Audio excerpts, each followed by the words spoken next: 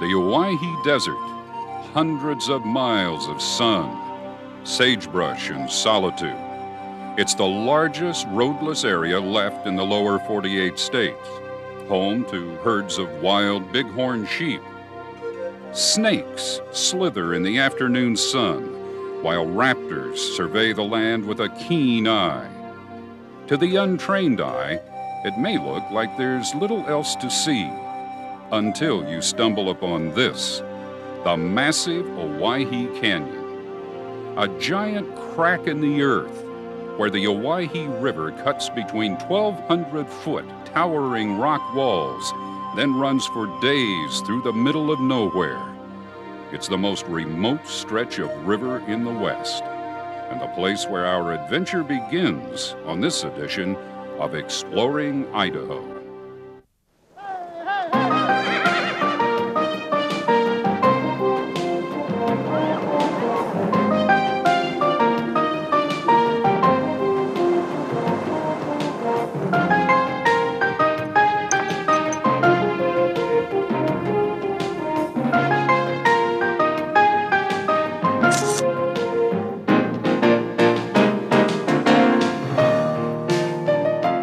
Spectacular wildlife to ancient writings. It's a trip down Idaho's most remote river canyon with no way out, except downstream on the Owyhee, a river lost in time. Hello and welcome to Exploring Idaho. I'm Dee Sarton. There are few rivers in the world that can match Idaho's Owyhee in terms of its beauty and isolation. Virtually untouched by modern man, the Owyhee River Canyon is as wild as it has been for hundreds of years. The only way to see the Owyhee and experience that isolation is by boat, and every year only a handful of people get to run the river. Recently, Exploring Idaho's Jennifer Eisenhart was one of them. Jen? That's right, Dee. 6 days and 5 nights of discovery. That's what it feels like on the Owyhee, like you're the first person ever to lay eyes there. We floated almost 150 miles of the Owyhee. Along the way, we learned secrets about the river, its history, and ourselves.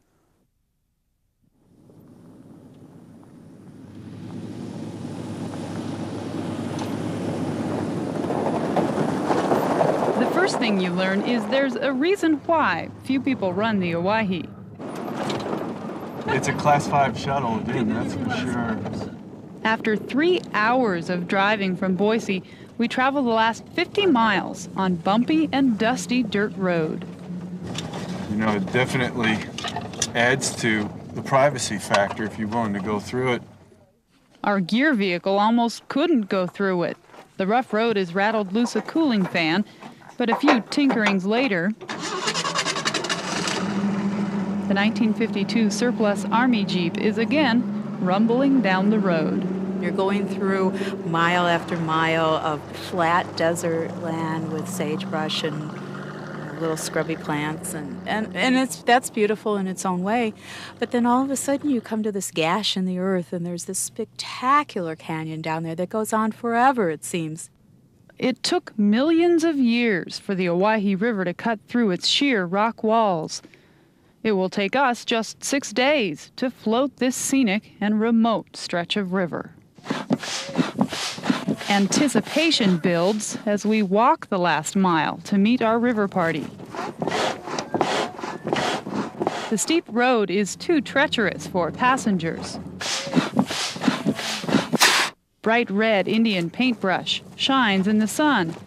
Everything seems strangely still. We approach the last chance to turn back, the starting point for our journey, River's Edge on the Owyhee. 1, 2, 3, 4, 5, 6. Probably 2 people in this boat, 2 in that one, 2 in that one. And then when we get down to where we're going to be running some rapids, if y'all want to do a paddle boat, we're going to reorganize everything. Take your hand and you can just sit right there on that box. And once you hit the put-in and everything's on the boat and you shove off, it's just a new experience every time. Are you sure you know what you're in store for here? Absolutely no idea. We have no idea. You know, different folks, different wildlife you see along the way. The weather's different. It's never gets old for me. Probably never will. It's so gorgeous here. You know, it's hard to describe, and it's so pristine. I love the rock walls and the spires. And where the canyon really deepens out. It's like, I just think it's so majestic. It's really, really powerful. I really feel like a very small thing here. I feel small, but it also makes you feel part of it all, which is pretty nice.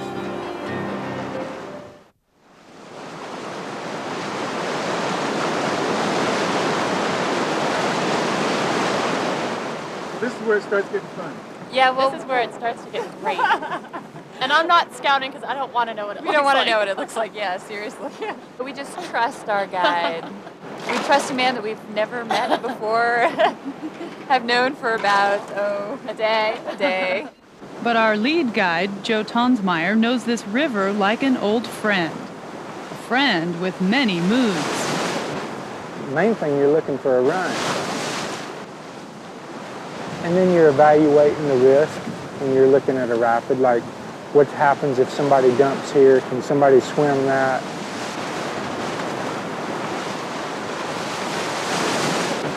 Everything is pumping through your body and you're like, I don't know what's going to happen next, I'm just going to go. It takes sure strokes to cut through a maze of obstacles. We scrape past rocks the size of houses. You kind of look down and see where the main channel is going, and instead of muscling your way through, try and ride out the current. And everyone makes it out the other end, where the mood swings back to calm water and our day winds to an end. In the canyon, there are no sunsets, just lingering rays of light before the sun dips below the canyon rim and the moon takes over for the night.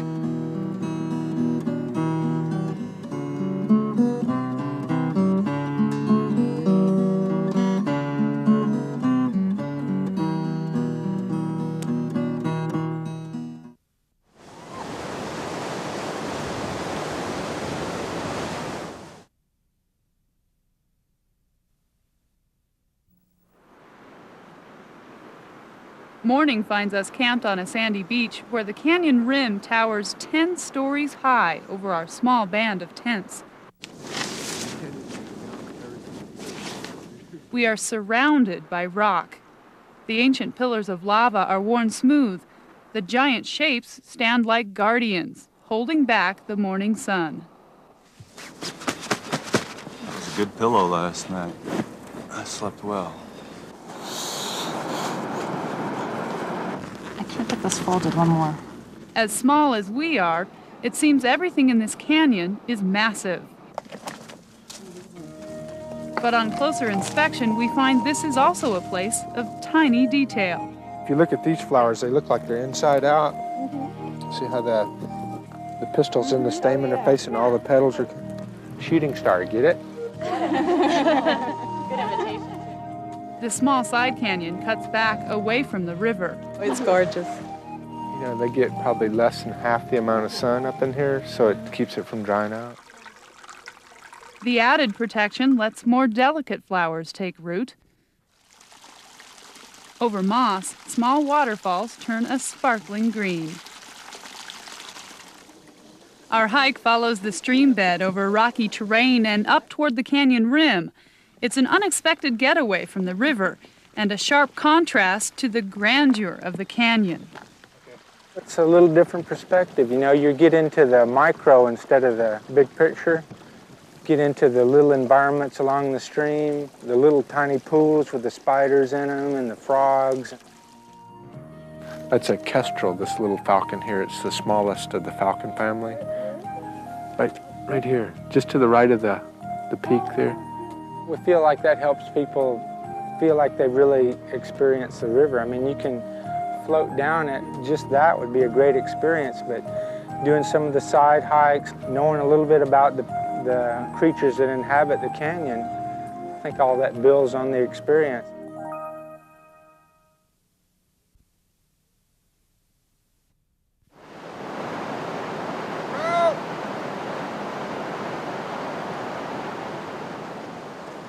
Right away we learn our guide Joe Tonsmeyer likes pushing the limits. On the way! My theory has always been the more you put into something, the more you get out of it. Looks like there might be enough holds that she can make it. And I think that's probably true for most of the guests. But it's pretty steep. The more they put into the trip, the better they feel when they leave. And who wouldn't feel good about climbing a rock face that, in this remote canyon, probably no human has climbed before? Come on, Deb! Come on, Deb! Yay! Come on back down now. Like Joe says, it all grows on the experience. An experience that goes much farther than a length of rope. Joe's been somebody that's, been a real enabler to me to challenge myself physically in ways that I, haven't before, and just really gained a lot of self-confidence through all that to really, take a lot more risks in my life than I would have probably otherwise. Off belay! I didn't know if I was going to lose that when I came off the river, but I think it's one of those things, if you want to, you can really keep it in your life. The challenges and the lessons of living on the river are far from Lise Fisher's day-to-day. She works and lives in New York City. It's changed my life, really, and I love the whole feeling of being paced by the river. That's really special to me, and sort of letting everything go with that.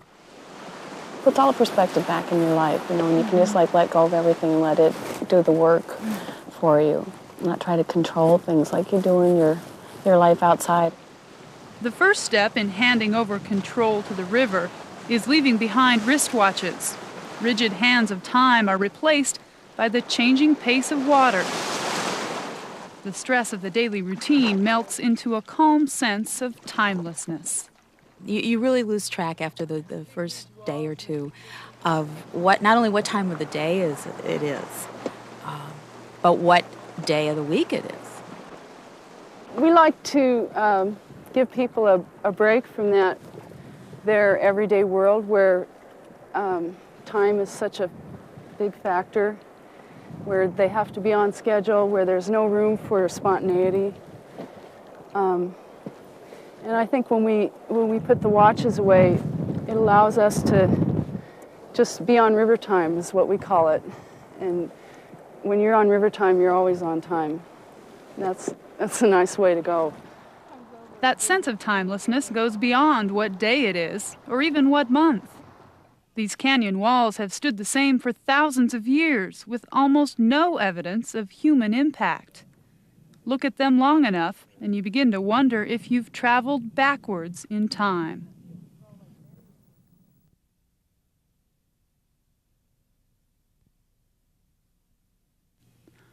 On shore, a clue to the history of this place blends into its surroundings. You can only kind of speculate, but this couldn't have been a homestead because there's no flat ground here, no source of irrigation. So it was most probably a trapper's cabin. Built sometime in the 1800s, the rock and juniper shack provided meager shelter. A fireplace provided heat, and the mantel held what really kept trappers warm. Well, it's pretty basic, but I imagine if you were in here trapping, it was a welcome relief from getting out of the weather. Farther up a hillside, we hike further back in time. There's a cave up here just underneath the rhyolite cliff that some of the Bannock Indians used. When the Indian Wars heated up in the mid-1800s, many Bannocks fled for cover. They found refuge in the Owyhee Canyon, where white soldiers did not dare to go. This is obsidian here. That's what they made the arrowheads and spearheads and most of their tools out of. Now, more than 100 years later, it feels like the Bannocks just left yesterday. You start to get a real sense of those people being up here and scouting out what's coming through the valley and all that. It's really neat. You could really get a sense of them having been here, and it wasn't so long ago necessarily. More evidence of the Native American lifestyle remains etched in this rock overlooking the river. The obvious guess would be a sun image, but a circle is used for water sometimes, especially a circle with a dot in the center like that. Maybe the natives were expressing their respect for the waters of the Owyhee. Or maybe it's a warning of what's up ahead. We're about to hit Cable Rapids. We're scared. This one's not small. And from what we saw before, is not that wide. Pretty narrow. Narrow with lots of big rocks. The boiling, churning waters of Cable Rapids make our first tough obstacle. Named for the heavy cable that runs its length, the rapid was avoided by old drift boats. Captains strung ropes over the cable to portage the narrow channels of rough water. Our modern boats will make the attempt. Janet Kellum takes the first run at the rapid in her kayak. Because her boat is so small and quick to respond, Janet can paddle and then pause to look for her next move. Taking her time, she dances gracefully through.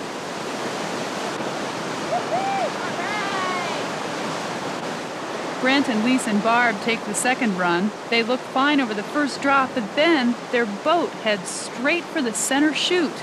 And watch what happens next. Rushing water literally flushes Barb right out of the boat. Lise goes next, and the two are sent swimming through the boiling water.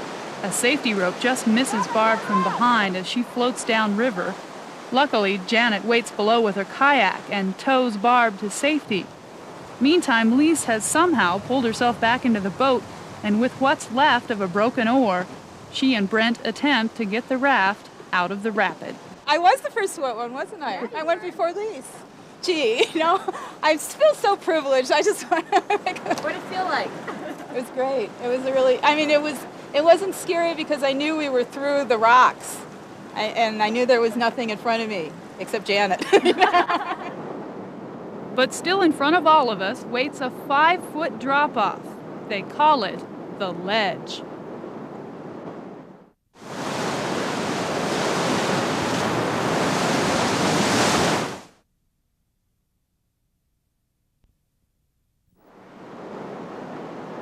As we float into the lower stretch of the Owyhee, the river narrows and the rapids increase.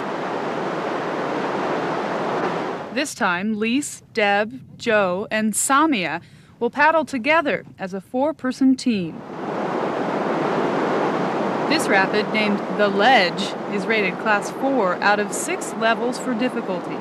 It's the most technical rapid we've encountered yet, and begins with a 5-foot drop-off. So we're going to have to turn, try to get back in that channel, and we'll try to get down through the channel. As we get down close to the bottom of it, we're going to try to set up to make that cut. So we'll be stroking like maniacs when we go by there. Our goal is to miss that rock, because that rock is going to cause us a lot of trouble if we hit it. The rapid is shallow with dozens of rock obstacles.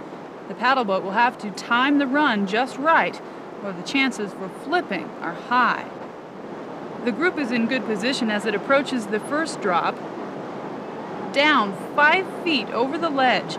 Then Deb and Lise dig in up front, and you can hear Joe yelling commands.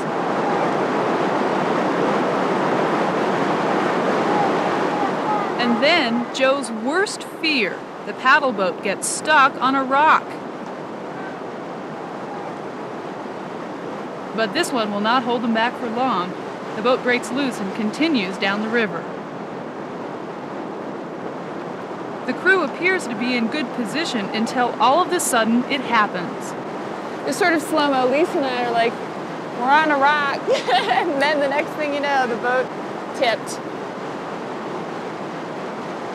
I think you need an A for making it into an E-ticket ride. We had an A for adrenaline, good attitude and adrenaline. Right, and an F for flip, which gives you a C. We had good altitude.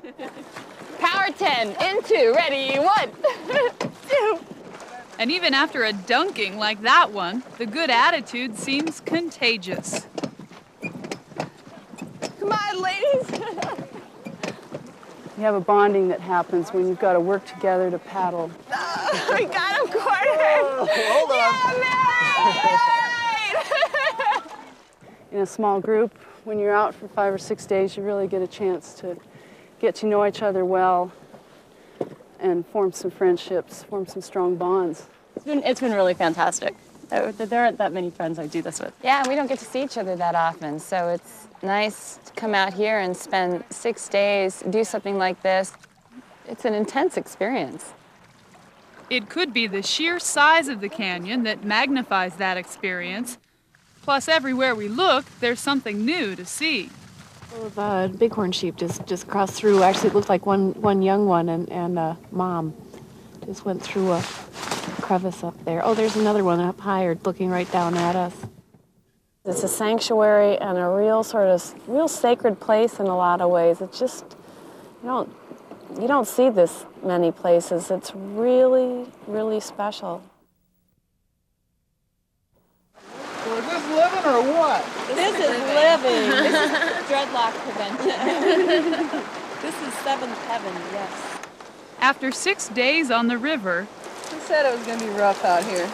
a bath is a welcome relief. It's nice, Jen. The water's warm. This natural hot spring soothes our tired muscles in cascades of warm water. But we can't get too comfortable. The biggest rapid of our trip is still ahead.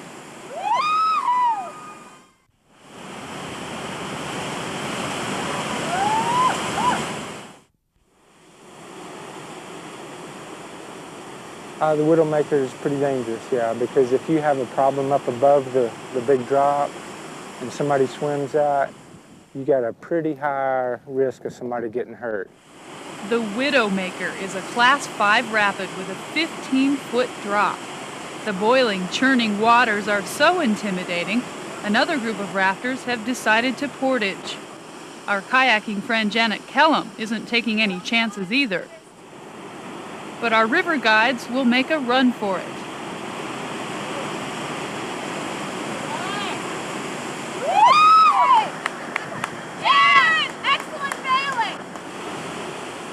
It's a good adrenaline rush. I mean, you actually get high off of doing it. I've run it a lot of times and I get scared.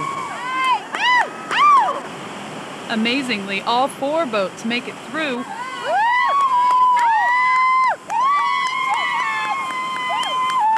Maybe the Widowmaker will live up to its name another day.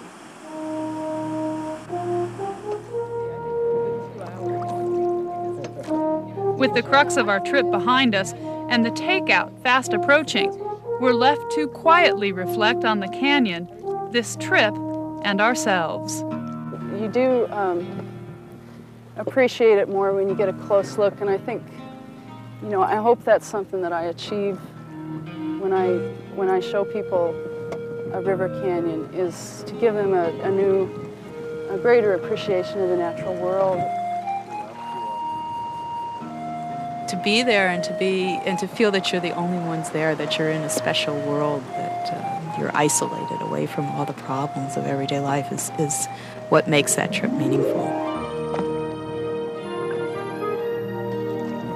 Well, it's really special. These are just really special trips and special places. It's kind of hard to put a word on that experience. It's just magic fits that term as good as anything, What people go away from this area feeling, the experience that they had while they were here, the part of it that stays with them, that's magic.